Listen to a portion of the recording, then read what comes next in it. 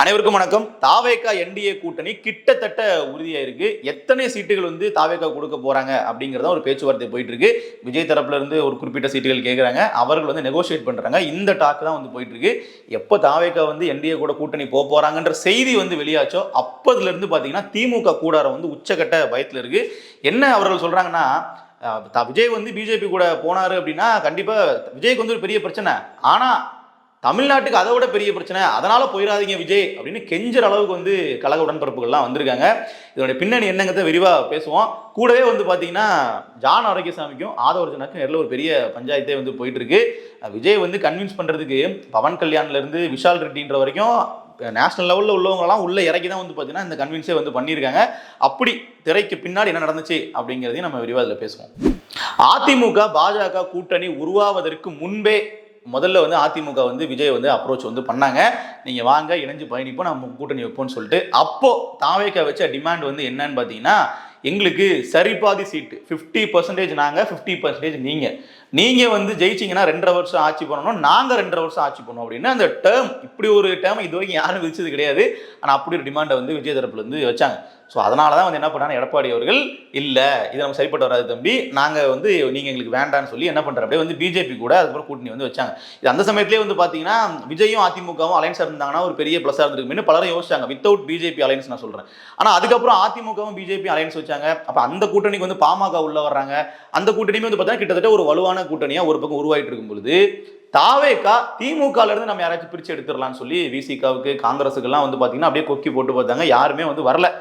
இப்போ வரைக்கும் தாவேகா தனித்தே நிற்பதனால இல்ல தேர்தல் வெற்றிக்கு நம்ம கூட்டணி போனா மட்டும்தான் நம்ம ஜெயிக்க முடியும் அப்படிங்கிற அடிப்படையில் தாவேகாவில் உள்ள மேல்மட்ட பொறுப்பாளர் எல்லாருமே இப்போ பார்த்தீங்கன்னா 2 நாளைக்கு முன்னாடி கூட தாவேகா மாவட்ட செயலாளர்கள் கூட்டத்தில் கிட்டத்தட்ட 132 மாவட்ட செயலாளர்கள் 120 பேர் அந்த கூட்டத்தில் கலந்துருக்காங்க. அதுல 98 பேர் என்ன சொல்றாங்கன்னா, நாம என்டிஏ கூட கூட்டணி போயிடலாம், அதிமுக பாஜக கூட்டணியில் நம்மளும் சேர்ந்துடலாம், அப்பதான் நம்மளால பாத்தீங்கன்னா தேர்தலில் வெற்றி பெற முடியும், நாம நினைச்சதெல்லாம் நடக்கும்னு சொல்லி புசி ஆனந்த் கிட்ட கன்ஃபெஷனே கொடுத்துருக்காங்க.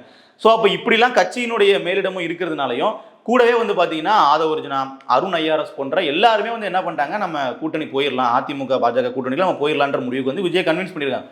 ஒரே ஒருத்தர் தான் ஜான் ஆரோக்கியசாமி தான் பார்த்தீங்கன்னா வேண்டவே வேண்டாம், பிஜேபி கூட நீங்கள் அலையன்ஸ் போயிட்டீங்க அப்படின்னா இப்போ வரைக்கும் உங்களை ஆதரிச்சுட்டு இருக்கிறவங்கள எதிர்க்க ஆரம்பிச்சிருவாங்க, வேண்டாம் சிறுபான்மையினர் வாக்குகள் போயிடும், நீங்கள் கண்டிப்பாக என்ன பண்ண முடியாது, ஷைன் பண்ண முடியாதுன்னு சொல்லிட்டு அவர் எதிர்த்து பேசியிருக்காப்புல.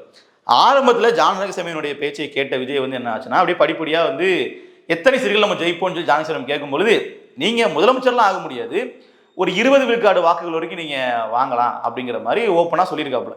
அந்த இடத்துல தான் பார்த்தீங்கன்னா விஜய் அவர்கள் சற்று ஒரு 2 ஸ்டெப் பேக், அப்படியா அப்போ நம்ம ஜெயிக்க முடியாது தனியானா, அப்போ நம்ம கூட்டணி தானே போயாகணும் அப்படிங்கிற அடிப்படையில் வேற வழி இல்லாமல் என்ன பண்ணுறாங்கன்னு பார்த்தீங்கன்னா இப்போ இந்த கூட்டணி அப்படிங்கிறதுக்குள்ள அவர்கள் போகிறதுக்கு முயற்சி பண்ணுறாங்க. இப்போ இவர்கள் ஒரு பக்கம் தாவேகாவினுடைய அந்த ஒரு வெற்றியை உறுதி செய்யணும் அப்படின்னா நம்ம கூட்டணி வேணும் முடிவு பண்ணுறாங்களா, அப்படியே நீங்கள் இன்னொரு பக்கம் திமுகவை பார்த்தீங்கன்னா முடிஞ்சிச்சு அவங்க கதை. அதாவது என்னன்னா அப்படியே ஒரு கதறல் சத்தம் அப்படியே விண்ணை பிளக்குதுன்னு சொல்லலாம். அவ்வளோ தூரத்துக்கு போயிடக்கூடாது அப்படின்னு சொல்லி கதறிட்டு இருக்காங்க. பாஜக கூட விஜய் கூட்டணி போனா விஜயினுடைய கட்சிக்கு பிரச்சனை அப்படின்னா திமுக மகிழ்ச்சியா தானே இருக்கணும். எப்பா விஜய் ஒரே கூட்டணி போயிட்டாரு, இனிமே சிறுபான்மையினர் ஓட்டு விஜய்க்கு போகாது, அப்ப நமக்கு ரொம்ப நல்லது அப்படிதான் நினைக்கணும். ஆனா அப்படியே மாத்தி நடக்குது. என்னன்னா விஜய் அவர்கள் பிஜேபி கூட கூட்டணிக்கு போயிட்டாருன்னா தமிழ்நாட்டுக்கே ஆபத்து அப்படின்னு சொல்லி புலம்புறாங்க. அப்ப அவர்கள் என்ன சொல்ல வர்றாங்கன்னா, விஜய் ஒருவேளை இந்த கூட்டணிக்கு போனா திமுகவினுடைய வெற்றி வாய்ப்பு மொத்தமாக பறிபோகும் அப்படிங்கிறது அவர்கள் உணர்ந்ததுனால இது மாதிரி பேசிட்டு இருக்காங்கன்ற கேள்வி நமக்கு வருது. ஏன்னா விஜய்க்கும் பிரச்சனைன்றாங்க, தமிழ்நாட்டுக்கும் பிரச்சனைன்றாங்க, அது எப்படி அப்படிங்கிறத நமக்கு புரியல. இல்ல விஜய்க்கு தான் பிரச்சனை, கட்சி காலியா போகுது, தமிழ்நாட்டை நாங்க தான் ஆட்சி செய்ய போறோம்ன்ற துணிச்சல் அவர்களுக்கு இருந்தா இந்த அளவுக்கு அவர்கள் பயப்பட வேண்டிய தேவையில்லை. இதுல முக்கியமான ஒரு டீம் என்டிகே, இப்போ நாம் தமிழர் கட்சியினர் பாத்தீங்கன்னா இந்த இணைப்புக்காக காத்துக்கிட்டு இருக்காங்க. நீங்க எப்போ வேணாலும் சேருங்க, நீங்க பிஜேபி கூட போனாலும் சரி, காங்கிரஸ் கூட போனாலும் சரி, நீங்க நாங்கள் தான் மாற்று, நாங்கள் தான் தனித்த அரசியல் அப்படிங்கிற அடையாளத்தை உங்ககிட்ட இருந்து நீங்க தூக்கி முதல்ல போடுங்க. ஏன்னா உண்மையான மாற்று நாங்க தான் அப்படிங்கிறத மக்களுக்கு புரிய வைப்பதற்கு எங்களுக்கு மீண்டும் ஒரு வாய்ப்பு அப்படிங்கிற இடத்துல இப்ப நாம் தமிழர் அந்த ஸ்பேஸை அப்படியே மெதுவா கிராப் பண்றாங்க. கொள்கை எதிரி பாஜக, பாசிச எதிரி பாஜகன்னு போனா இவங்க பறந்து அடிப்பாங்க. சீமான் கூட சும்மா இருப்பாருங்க, அந்த சாட்டையும் ஒரு பயம் இருக்காங்க, ஏங்க அவங்க ரொம்ப படுத்துவாங்க, கெட்ட வார்த்தையில பேசுவாங்க, காது கழுவும், 7 தலைமுறைக்கு திட்டுவான்னு பயந்து போயிருக்காங்க. இப்போ அந்த நாளுக்காகத்தான் நான் காத்து கொண்டிருக்கிறேன். I am waiting bro. So இப்படிதான் தமிழக அரசியல்கள் இப்போ போயிட்டு இருக்கு. ஸோ விஜய் அவர்களுக்கு அடிப்படையில் இந்த கூட்டணி ஒரு சாத்தியமான விஷயமா அமையுமான்னு கேட்டீங்கன்னா, பவன் கல்யாணம் நேரடியாக வந்து பார்த்தீங்கன்னா விஜய் அவர்கள்ட்ட தூது விட்டுருக்காங்க பாஜக. ஆந்திராவினுடைய துணை முதலமைச்சர் பவன் கல்யாண் அவர்கள் அவர் டேட்டா கூட சொல்லியிருக்காரு. இங்கே பாருங்க, என் நண்பர் விஜய் அவர்களே, என்னுடைய அண்ணன் சிரஞ்சீவி அவர்கள் வந்து பார்த்தீங்கன்னா பிரஜாராஜ்யம் அப்படிங்கிற கட்சியை வந்து ஆரம்பிச்சு கிட்டத்தட்ட பெரிய ஒரு எழுச்சியோட அரசியலுக்குள்ள வந்தாரு. ஒட்டுமொத்த ஆந்திராவுமே நான் தான் வந்து கண்ட்ரோல் எடுக்க போறேன்னு சொல்லிலாம் அவர் அறிவிச்சாரு. ஆனா வந்து பாத்தீங்கன்னா மொத்தமாவே 16 விழுக்காடு வாக்கு 18 எம்எல்ஏக்கள் தான் ஜெயிக்க முடிஞ்சிச்சு. இப்போ அவரோட கட்சி என்னவா இருக்குன்னு பாத்தீங்கன்னா மொத்தமா காங்கிரஸ்ல கட்சியை வந்து இணைச்சிட்டு அரசியலுக்கே வந்து பாத்தீங்கன்னா கும்பிடு போட்டு அரசியலோட விலகி வெளியே போயிட்டாரு. அப்ப இது மாதிரி எல்லாம் உங்களுக்கு வரக்கூடாதுன்னா நீங்க கூட்டணிக்கு வரணும். ஒருவேளை நீங்க தனியா நின்று நாங்களும் தனியா நின்று திமுக ஜெயிச்சிருச்சு அப்படின்னா அடுத்த 5 வருஷத்துல உங்க கட்சியை ஒண்ணும் இல்லாம பண்ணிடும். நீங்க இப்ப எடுக்கக்கூடிய வாக்குகளை கூட திமுக வந்து என்ன பண்ணிடும், அப்படியே நீர்த்து போக செய்திடும். அதனால வந்து நீங்க கூட்டணிக்கு வந்தாதான் உங்களுடைய இருப்பை நீங்க தக்க வச்சு கொள்ள முடியும் அப்படிங்கிறத பவன் கல்யாண் சொல்லியிருக்காப்புல. அதுக்கப்புறம் விஷால் ரெட்டின்னு சொல்லி அவர் இன்னொரு பாஜகவினுடைய பிரமுகர், ஆந்திராவை சேர்ந்தவர். அவரும் வந்து பார்த்தீங்கன்னா விஜய் அவர்கள்ட்ட உட்காந்து இந்த மாதிரி பாஜக தலைமை வந்து நீங்கள் கூட்டணி வர்றதை விரும்புகிறாங்க, உங்களுக்கு தேவையான எல்லாத்தையும் பண்ணி கொடுப்பாங்க, நீங்கள் வாங்கன்னு சொல்லி ஒரு பேச்சுவார்த்தை. இது போதாதுன்னு சொல்லி விஜயினுடைய மேனேஜர், அந்த ரூட் நிறுவனத்தினுடைய ஜெகதீஷ் இருக்காப்புல இல்லையா, அவர் வந்து என்ன பண்ணுறாருன்னா துணை ஜனாதிபதி சிபி ராதாகிருஷ்ணன் கூட தொடர்பில் இருக்கக்கூடிய நபர். அவர் என்ன பண்ணுறாரு, அவர் மூலமாக தூது வந்து இந்த மாதிரி நம்ம வந்து கூட்டணி போனால் நல்லதுன்னு சொல்லி சொல்கிறாங்க, கூட்டணி போனால் நம்ம நிறைய விஷயங்கள் கிடைக்கும்னு சொல்லி சொல்கிறாங்கன்னு சொல்லி இப்படி பல தரப்பில் வந்து பார்த்தீங்கன்னா விஜய் வந்து கன்வின்ஸ் பண்ணுறதுக்கு முயற்சி நடந்துகிட்டு இருக்கு. ஒரே ஒரு தரப்பில் தான் எதிர்ப்பு, ஜான் ஆரோக்கியசாமி தரப்பில் தான். அப்போ இப்போ என்ன ஆகுதுன்னு பார்த்தீங்கன்னா அப்படியே படிப்படியாக விஜய் அவர்கள் கூட்டணிக்கு தயாராகக்கூடிய மனநிலைக்கு வந்துட்டார். இங்கே தான் வந்து அரசியல் களம் வந்து மாறுது. இவ்வளவு நாள் சமூக வலைதளங்களில் கம்பு சுத்திக்கிட்டு இருந்த விர்ச்சுவல் வாரியர்ஸ்க்கு வந்து ஒரு பெரிய சிக்கல் இருக்கு. ஏன்னா ஒரு இடம் 2 இடத்துல இல்லை, ஒவ்வொரு இடத்துலையுமே வந்து ஆரம்ப காலகட்டத்தில் கொள்கை எதிரி பாஜக அப்படிங்கிற அடிப்படையில் பிரகடனப்படுத்தியிருக்காரு விஜய் அவர்கள். அதாவது நேரடியாக பாஜகன்ற வார்த்தையை கரூர் சம்பவத்துக்கு அப்புறமா சொல்லலைங்கிறது குற்றச்சாட்டு. அதுக்கு முன்னாடி நேரடியாக வந்து பாஜகன்ற பேர் சொல்லியிருந்தாரு. அதுக்கப்புறமா கூட கொள்கை எதிரி அப்படிங்கிற விஷயத்துல அங்கங்க பதிவு பண்ணியிருக்காரு. அந்த எல்லா வீடியோ கிளிப்பையும் எடுத்து போட்டு இப்போ விஜய் வந்து அடிக்க ஆரம்பிச்சிருக்காங்க. சுயநல அரசியல் லாபங்களுக்காக பாஜகவுடன் கூடி குழைந்து கூட்டணி போக திமுகவோ அதிமுகவோ இல்லை, நம் தமிழக வெற்றி கழகம். குரான் மீது ஆணையாக சொல்கிறோம், எந்த காலத்திலும் பிஜேபியோடு எங்களுக்கு கூட்டணி கிடையாது, உறவு கிடையாது என்பதை அழுத்தமாக இந்த சேலம் மண்ணில் உறுதியுடன் கூறுகிறோம்.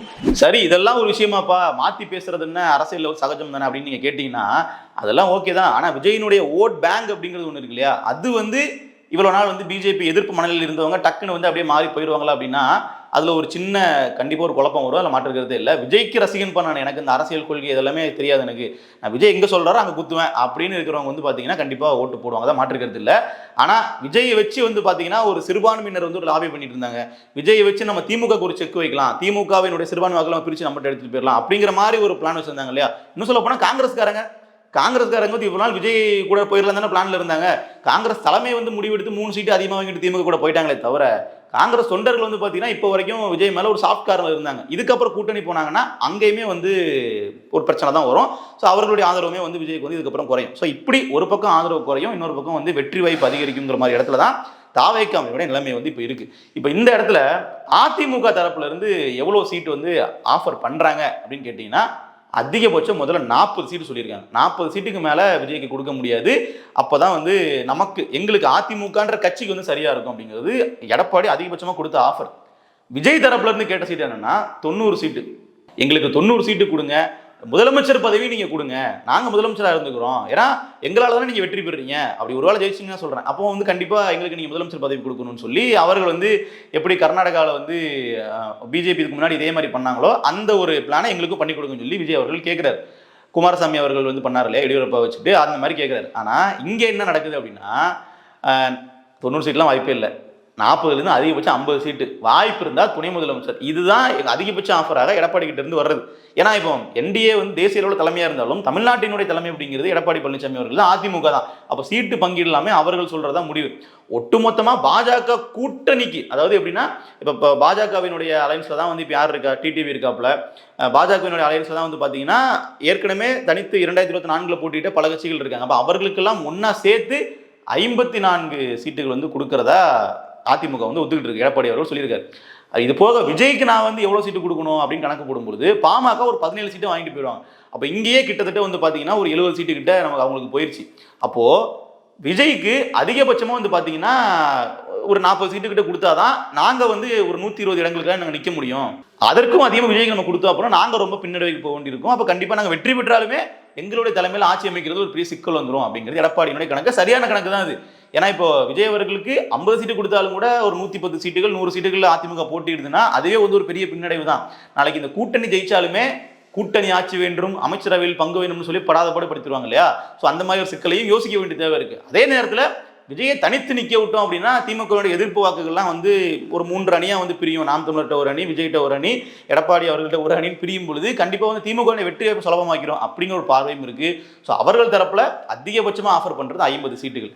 விஜய் அவர்கள் தரப்புல இப்போ வரைக்கும் கேட்டுட்டு இருக்கிறது 90லேருந்து கொஞ்சமாக இறங்கி கீழே வந்துகிட்டு இருக்காங்க. ஸோ இந்த சீட்டுகள் தான் இப்போ இங்கே வந்து பிரச்சனையா இருக்கே தவிர அவர்கள் ஒன்றும் பார்த்தீங்கன்னா ஒரு கொள்கைக்காக இல்லை நாங்கள் இதுக்கு முன்னாடி போக மாட்டோம்னு சொல்லிட்டோம், அதனால் நாங்கள் போக போகிறது இல்லைன்னா அவர்கள் பேச்சை எடுக்கல. நீங்கள் நல்லா பார்த்தீங்கன்னா தெரியும், கிட்டத்தட்ட அந்த கூட்டணி வந்து உறுதிப்படுத்தப்பட்ட வகையில் தான் இப்போ வரைக்கும் இருக்குது. இதில் நாளைக்கு வேற விஜய் அவர்கள் சிபிஐ விசாரணைக்கு வந்து ஆஜராகிறார். அப்போ அங்கே போயிட்டு என்ன நடக்க போகுது அப்படிங்கிறது இன்னும் வந்து பார்த்தீங்கன்னா ஒரு கூடுதல் கவனத்தை வந்து பெறும். இந்த சமயத்தில் அவர் வந்து கூட்டணி ஒத்துக்கிட்டார் அப்படின்னா அது இன்னொரு விஷயத்தில் பேக் ஃபயர் ஆகும். விஜயனுடைய இமேஜையும் வந்து பார்த்தீங்கன்னா அதை வந்து அஃபெக்ட் பண்ணும். ஏன்னா கரெக்டாக வந்து நீங்கள் பிஜேபி டெல்லிக்கு உங்களுக்கு அடி பண்ணி வச்சிருச்சு, நீங்கள் வந்து சிபிஐ ஆஃபீஸில் போயிட்டு நீங்கள் வந்து மண்டிட்டுட்டீங்க அப்படிங்கிற விமர்சனங்களும் வரும். அதையும் ஒன்று விஜய் சமாளிக்க தான் செய்யணும். ஏன்னா ஏற்கனவே சங்கீதா த்ரிஷாவோட இஷ்யூலையுமே வந்து பார்த்தீங்கன்னா விஜயனுடைய இமேஜ் வந்து பார்த்தீங்கன்னா டேமேஜ் ஆயிருக்கு. தாவேகா கட்சியினரே வந்து விஜய் கேள்வி கேட்ட சம்பவங்கள்லாம் ஒரு அரங்கேறிச்சு இல்லையா? அப்போ அதே மாதிரி இன்னொரு சம்பவமும் இப்போ நடைபெற இருக்கு. ஆனால் இதில் வந்து 2 பக்கமே வந்து சிக்கல் தான் நான் சொல்கிறேன். தாவேகாக்கு ஒரு இமேஜ் கிரைசிஸ் வந்து உருவாகும். அதே டைமில் திமுகவுக்கு ஒரு உச்சகட்ட பயத்தில் திமுக வந்து போயிடும். ஏன்னா இது வரைக்கும் அவர்கள் எடுத்து வச்சுக்கிற சர்வே, இது வரைக்கும் அவர்கள் போட்ட ஸ்ட்ராட்டஜி எல்லாமே வந்து பலனளிக்காமல் போயிடும். ஏன்னா கண்டிப்பாக வந்து திமுக ஜெயிக்கிறதுக்கு இந்த ஒரு எதிரிகள் பிரிஞ்சு இருக்கிறது தான் காரணம் அப்படின்னு நம்பிக்கிட்டு இருந்தாங்க அவர்கள் இப்போ வரைக்கும். விஜயை பார்த்து பயந்த ஒரே ரீசன் அப்படிங்கிறது சிறுபான்மையினர் வாக்குகளை நம்மகிட்ட இருந்து விஜய் எடுத்துகிட்டு போயிடுவார பாதியா அப்படிங்கிற ஒரு பயம் தான். அதையும் காங்கிரஸை வந்து பார்த்தீங்கன்னா செக்யூர் பண்ணி அதையும் கொஞ்சம் அணைக்கட்டி வச்சுருந்தாங்க. மறுபடியும் இந்த பக்கம் கூட்டணி அப்படின்னா என்ன ஆகுறது அப்படிங்கிற கேள்வி வரும் இல்லையா? இதுதான் வந்து திமுகவினுடைய ஒரு உச்சகட்ட பயம். ஏன்னா திமுகவுக்கும் அதிமுகவுக்குமான அந்த அதிமுக கூட்டணிக்குமான வாக்கு வேறுபாடு அப்படிங்கிறது ரொம்ப ரொம்ப குறைவாக தான் இருக்கும். எப்பவுமே கிட்டத்தட்ட 6 விழுக்காடு தான் வந்து பார்த்தீங்கன்னா அதிகபட்சமாகவே அந்த ஒரு வித்தியாசமாகவே இருக்கும் திமுக கூட்டணிக்கும் அதிமுக கூட்டணிக்கும். அப்போ இந்த சமயத்தில் விஜய் வந்து என்ன பண்ணார் அப்படின்னா, அவர் வந்து அதிமுக கூட்டணி போனார் அப்படின்னா நிச்சயமா அந்த வேறுபாடை வந்து நம்ம தகர்த்துடலாம், திமுக ஜெயிச்சிடலாம் அப்படிங்கிறது தான் பாஜகவினுடைய கணக்கு. விஜயனுடைய கூட்டணி அதிமுக கூட வந்து பார்த்தீங்கன்னா பெரிய அளவில் விரும்பலை. ஏன்னா ஆரம்பத்திலிருந்தே வந்து விஜய்க்கு வந்து ஒரு ஆஃபர் பண்ணாங்களே தவிர விஜயனுடைய டேர்ம்ஸுக்கு அவர்கள் வந்து ஒத்துக்கலை. அப்போ பிஜேபி என்ன பண்ணுறாங்க, எப்படியாவது கொண்டு வந்துடணும். ஏன்னா டிடிவியை வந்து பேசி அவர்கள் உள்ள கொண்டு வந்ததும் பிஜேபி தான். பாமக வந்து ரொம்ப சுலபமாக அதிமுக கூட ஜெல்லாகிறதுக்கான காரணமாக இருந்ததும் பிஜேபி தான். ஏன்னா அதிமுகவுக்கும் பாமகவுக்கும் ஒரு பெரிய பிரச்சனை போயிட்டு இருந்துச்சு, அதிமுகவுக்கும் டிடிவிக்கும் ஒரு பெரிய பிரச்சனை போயிட்டு இருந்துச்சு. இதெல்லாமே சுமூகமாக முடிச்சு வச்சு அப்படியே ஒரு கூட்டணிகளை கொண்டு வரது எல்லாமே டெல்லி தலைமை தான். அந்த அடிப்படையில் தான் விஜய் எப்படியாவது கொண்டு வந்துட்டோம்னா நம்ம தமிழ்நாட்டை கைப்பற்றிடலாம் அப்படிங்கிறது அவர்களுடைய எண்ணம். அதை வந்து என்ன நடக்க போகுதுன்றதை நம்ம பொறுத்திருந்து பார்ப்போம். நமக்கு சில கேள்விகளும் இதில் இருக்குது. என்னென்னா, நேற்று வரைக்கும் காங்கிரஸ் கூட கூட்டணி பேச்சுவார்த்தை, இன்றைக்கு பிஜேபி அலையன்ஸ் கூட கூட்டணி பேச்சுவார்த்தை அப்படின்னா ஒரு கொள்கை அடிப்படையில் வந்து பார்த்தீங்கன்னா இது வரைக்கும் நம்ம கொள்கை இல்லை, விஜய்கிட்ட என்ன கொள்கை இருக்குன்றதை கேட்டது எல்லாமே விஜயே வந்து உறுதிப்பட ஆமாப்பா எங்களுக்கு எந்த கொள்கையும் கிடையாதுப்பா, நாங்கள் எங்கே வேணாலும் போவோம், எங்களுக்கு எங்கே அதிகமாக சீட்டு தர்றாங்களோ அங்கே நாங்கள் போவோம் அப்படிங்கிறத பேரறிவிப்பு விட்டு சொல்கிற மாதிரி ஆயிரும். ஏன்னா கொஞ்ச நாளைக்கு முன்னாடி வரைக்கும் காங்கிரஸ் கூட கூட்டணி இல்லைங்கிறது தெரிஞ்சதுக்கு அப்புறமா கூட விஜய் அவர்கள் பேசுறது என்ன சொன்னார், நாங்கள் தனித்து நின்று ஜெயிப்போம், நாங்கள் தனியாகவே வந்து ஆட்சியை பிடிப்போம்னு பேசினார் இல்லையா? எல்லாமே கேள்வியாக வரும். நீங்கள் வந்து பிற கட்சி தலைவர்கள் வந்து ஒரு 10 வருஷம் முன்னாடி பேசின விஷயத்தெல்லாம் எடுத்து இப்போ நீங்கள் கேள்வியாக கேட்குறீங்கன்னா ஒரு 4 மாதம் முன்னாடி 3 மாதம் முன்னாடி 1 மாதம் முன்னாடி போன வாரம் நீங்கள் பேசுறதெல்லாம் எடுத்து மக்கள் கேட்பாங்க இல்லையா? அப்போ கண்டிப்பாக அது மாதிரி விமர்சனங்களுக்கு விஜய் அவர்கள் ரெடியாக தான் இருந்து ஆகணும். இன்னொன்று, எப்போ வந்து காங்கிரஸ் கூட ரொம்ப டெஸ்பரேட்டாக அவர்கள் வந்து கூட்டணி வேணும்னு நினச்சாங்களோ ஆரம்பத்திலே வந்து பார்த்தீங்கன்னா பாஜக திமுக விமர்சனம் பண்ணிட்டு அதிமுக காங்கிரஸ் விமர்சனம் பண்ணாமல் கடந்து போனாங்களோ அப்பவே வந்து பார்த்தீங்கன்னா தாவேகா மீதான அந்த மாற்று அப்படிங்கிற ஒரு எண்ணம், இவர்கள் தான் தமிழ்நாட்டை சீர்திருத்த போறாங்க அப்படிங்கிற எண்ணம் வந்து கிட்டத்தட்ட அப்படி படிப்படியாக குறைய ஆரம்பிச்சிருச்சு. அதனுடைய வெளிப்பாடு தான் இன்றைக்கு வந்து எங்க வேணாலும் நம்ம கூட்டணி போய் நம்மளுடைய இருப்பை தக்க வச்சுக்கலாம் அப்படின்னு அவர்கள் நினைக்கிறதுக்கான காரணம். ஏன்னா ஆரம்பத்திலிருந்தே தாவேகா எடுத்த ஒவ்வொரு ஸ்ட்ராட்டஜியுமே வெற்றியை கொடுக்கல. அவர்கள் போட்ட கணக்கே வேற. அதிமுகவை இவர்களுக்கு கீழே கொண்டு வந்து இவர்கள் தலைமையில் ஆட்சி அமைக்கலாம்னு திட்டமிட்டாங்க, அது நடக்கல. பிஜேபி இல்லாத ஒரு கூட்டணியை இவர்கள் தலைமை உருவாக்கணும்னு நினைச்சாங்க, அதுவும் நடக்கல.